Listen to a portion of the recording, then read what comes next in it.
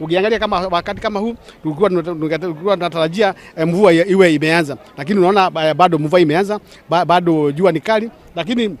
kama tunaweza kufanya vilivyo kama wananchi na washikadau wote tuweze kuboresha mazingira yetu, then tunaweza badilisha hali ya mazingira na iwe bora zaidi, na mambo ya hali ya mvua na mambo ya ile tunasema mambo ya seasons at least ziweze kuwa zinakuja ile wakati ambao inaweza tabirika na iweze kusaidia wananchi. Hii rasilimali yetu ya mikoko ina faida mingi sana kwa mazingira na hata kwetu sisi jamii. Kusema kweli, tangu jadi sisi kama jamii ya Mkunumbi tumekuwa tukitegemea